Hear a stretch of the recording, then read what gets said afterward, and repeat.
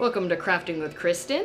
Today I'm going to be showing you guys how to do a project that I had a lot of requests for in my comments.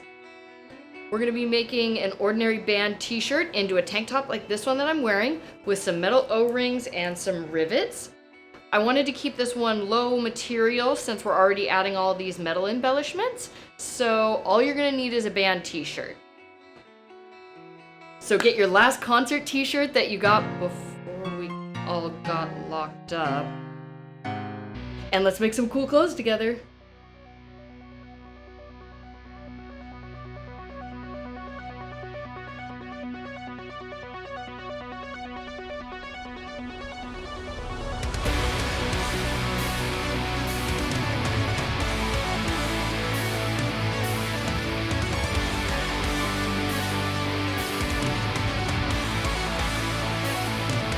Supplies.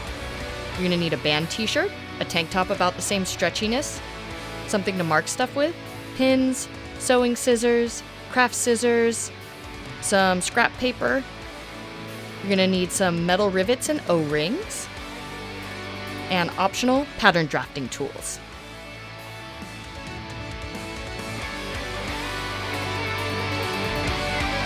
Lay your tank top out flat.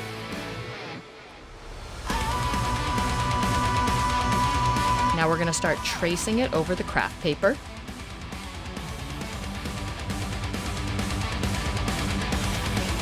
It's kind of tricky not getting the back of the shirt there, so you kind of want to just mark it up a little. And now we're just going to straighten everything out with the pattern drafting tools. These are great for drawing curves and keeping everything even. I'm also drawing a small little seam allowance, probably about a 1/4 inch.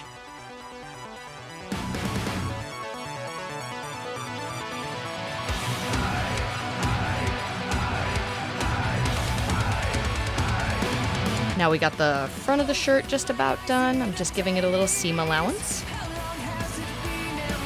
And this is my reminder when you're cutting with craft paper. Don't use the toy scissors for paper.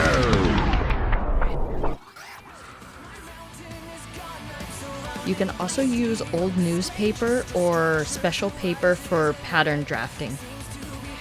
I just like this craft paper because it comes in a big roll, so I can do all sorts of projects with it, and it's pretty low cost. Now we're tracing up the back of the shirt, just like we did with the other. And we're using the pattern drafting tools just to give everything a nice smooth shape. I'm also still adding that seam allowance.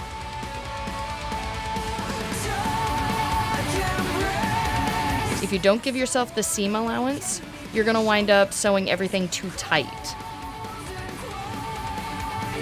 If you do happen to sew an item too tight, there are ways around it where you can kind of modify it, but it's still a pain in the butt, and it's really disappointing finishing a project and then realizing that you can't wear it or that it's not comfortable.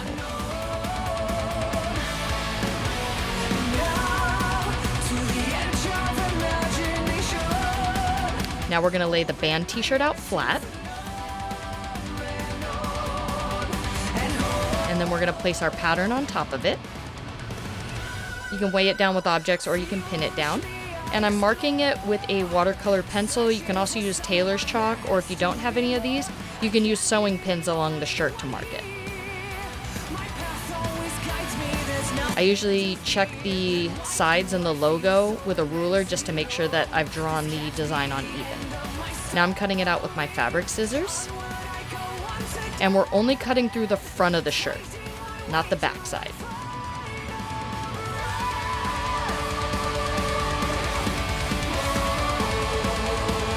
It should look like that.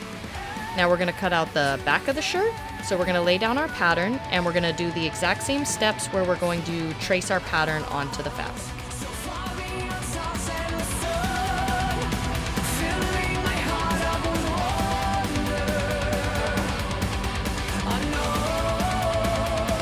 Now I'm using my fabric scissors just to cut this all out.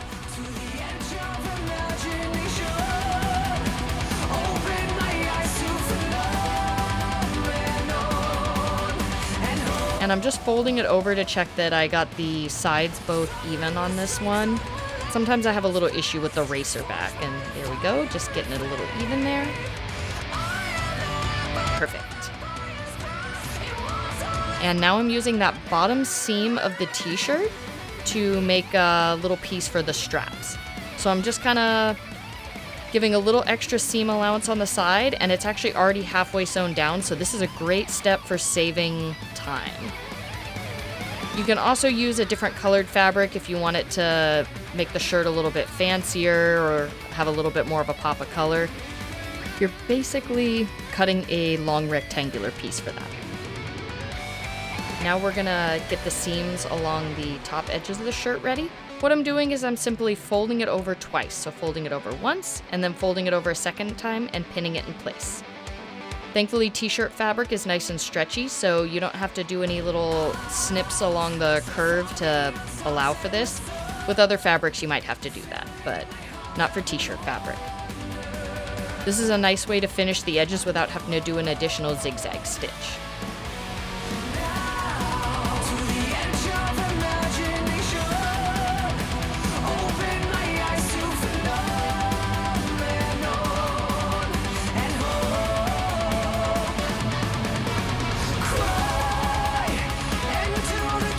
Now I'm finishing the bottom seam of the shirt. I'm just folding it over once and pinning it in place, and I'm just gonna do 2 straight stitches along the bottom to secure it in place. And I'm double checking that both of the edges are the same length, and they are, so we're good. And now I'm repeating this process for the back of the shirt.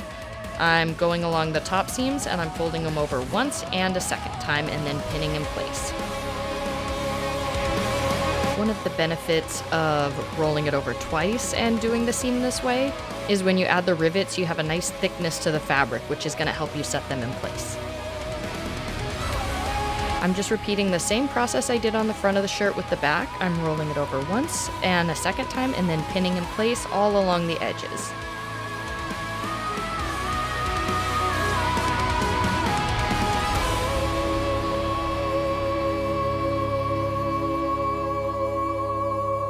Now I'm placing the 2 front and back pieces of the shirt together, and I'm just double checking the bottom length so they're going to line up evenly. Now I'm doing the same thing that I did to the front side of the bottom of the shirt, and I'm just rolling it up once and pinning in place. And when I go to sew it, I'm going to do 2 seams along the edge just to give it extra security. Now I'm pinning down the strap. Since we used the bottom of the t-shirt to cut this, it already has 1 seam, so I'm just folding it over once and then I'm gonna sew it down with a straight stitch.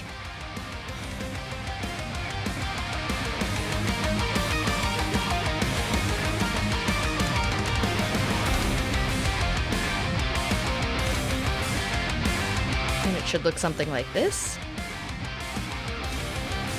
Now we're ready to start sewing. I'm using a reinforced straight stitch. If your machine does not have this setting, you can use a zigzag stitch. You just want to make sure you're using a stitch that's going to give you some stretch and give on this. Nothing's worse than finishing a project and having a seam pop on you.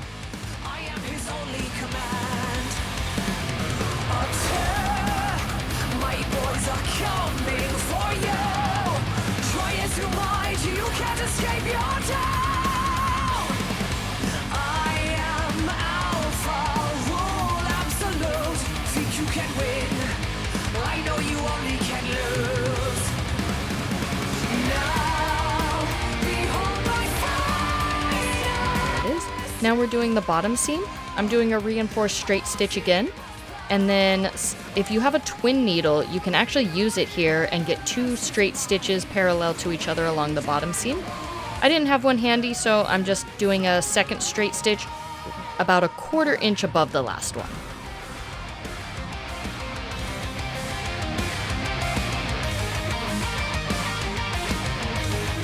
Now I'm going to sew the top portion of the back of the shirt. I'm changing the direction of the sewing pins because it makes it a lot easier for me to remove them as I'm sewing along. I like the head of the pin to be facing me and the pointed edge to be facing my sewing machine. And when you're doing this top seam, where we rolled it over twice, you really want to get it as close to the edge as you can without missing where the fabric is folded over.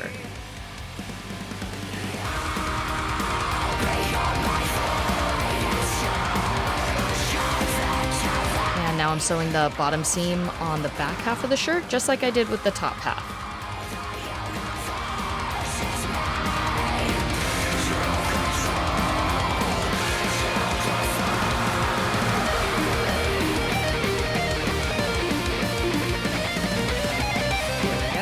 Now it's time to sew the strap down. I'm just doing one straight stitch as close to the edge as I can on the opposite side of where the seam from the actual t-shirt was.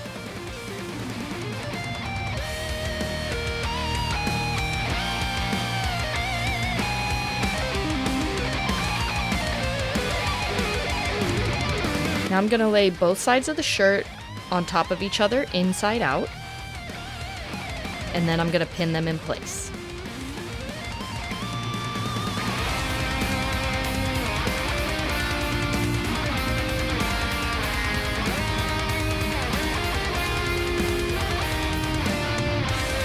I'm going to repeat the same process for the other side of the shirt.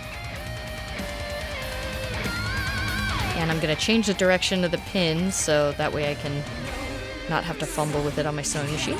I'm cutting the strap piece in half, and I'm going to pin it to the back side of my shirt. I like to pin it to the back of the shirt first, especially if you don't have a mannequin. It's a lot easier to make adjustments on the strap length with the front of the shirt than it is to try to reach over your head and pin them in the back half of your shirt. And now I'm sewing the two sides of the shirt together with a straight stitch.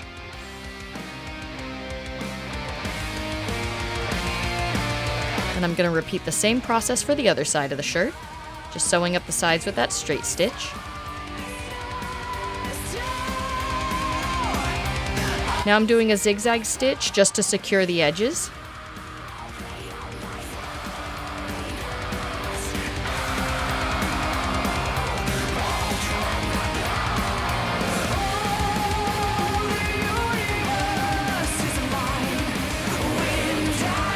Now I'm going to go ahead and sew down the straps. You might want to switch to a more heavy-duty needle since it is a thick layer of fabric.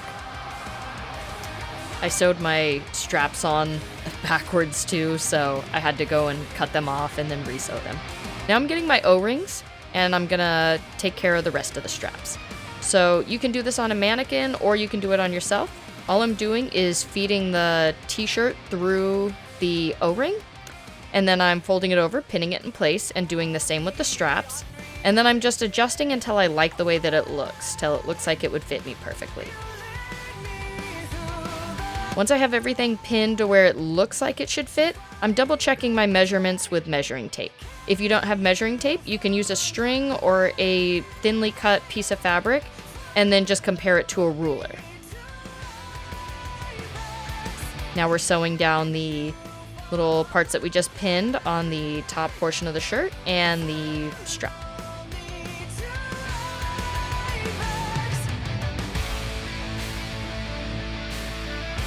And my sewing machine was not very happy with me, so I decided to change my sewing needle. It's important to change it every couple of hours or when you switch to a new project. It keeps your machine in better maintenance, and it also prevents things like skip stitches or your machine pulling the fabric into the bobbin hole.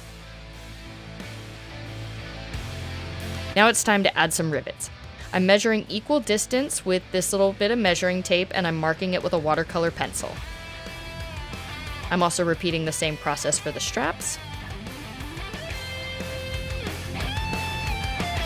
And now I'm poking a small hole with the sewing awl. I'm not penetrating all the way through with the sewing awl. I'm just using just the tip of it to penetrate the hole. If you wind up shoving it all the way through, you'll wind up with too big of a hole and your rivets will just fall out of your shirt. Now I am taking the post of the rivet, which is the little piece that looks like a nipple, and I'm feeding it through the bottom half of the fabric, and then I'm snapping the cap half of the rivet over the top of it. You'll feel it snap into place, but it is not 100% secure. It can still pop off with general wear and tear or when you wash it in the washing machine. I chose to do alternating dome and pyramid studs for the straps, and I'm gonna do dome rivets all along the neckline. There's a lot of different styles of these that you can buy, so there's a lot of possibilities on how to customize your project.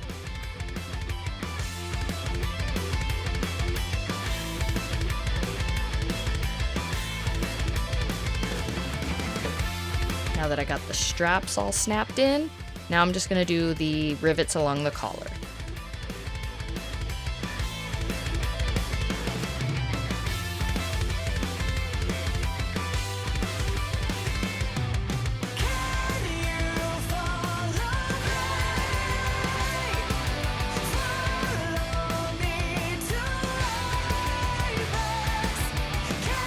Now I'm gonna get my mallet, my anvil, and all my setting tools together.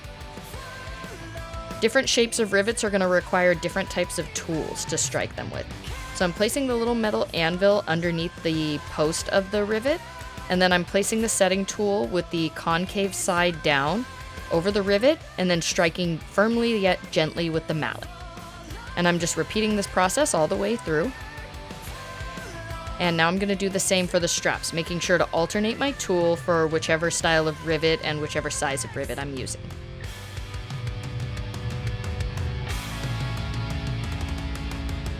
And here's our finished project. Thanks for crafting with me. I created a Facebook group for designers like myself and people getting started. It's called So Fucking What, and the link is in the description below. It's a great place where you can show off your projects, share tips and tricks, and ask for advice, and plug your stores and YouTube channels or whatever other stuff you might be working on. If you like my channel, make sure to like, comment, and subscribe, and let me know what kind of projects you want to see in the future. Thanks for watching.